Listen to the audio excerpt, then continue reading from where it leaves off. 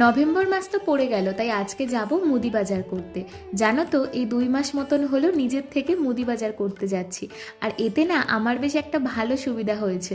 যখন আমি নিজের থেকে মুদি বাজার করতে যাচ্ছি দোকানে, তখন কোনটার কীরকম কী প্রাইস, আর তার সাথে আমাদের সংসারে কোন জিনিসটা 1 মাসে কতটা কোয়ান্টিটিতে লাগে, সেটা বেশ ভালো আন্দাজে চলে এসছে। আর আমি না আবার ফোনে একটা লিস্ট লিখে নিয়ে গিয়েছিলাম, তাহলে আমার একটু সুবিধাই হয়। আর মুদি মাল সব কিনে ওই দোকান থেকে একটু ফলের দোকানে গিয়ে কিছু ফলও কিনে আনলাম। আর তারপর বাড়িতে এসে সব জিনিসগুলোকেই গুছিয়ে রাখছি।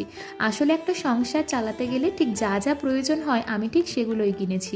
ডাল, নুন, চিনি, তেল, বিস্কুট, এছাড়াও চা পাতা, দুধের প্যাকেট সবটাই। আর জানো তো, আমি নিজে যেই কাজটায় হাত দিই সেই কাজটা যদি আমি নিজের হাতে সম্পূর্ণ করতে না পারি, তাহলে আমার মনটা একদমই ভালো লাগে না।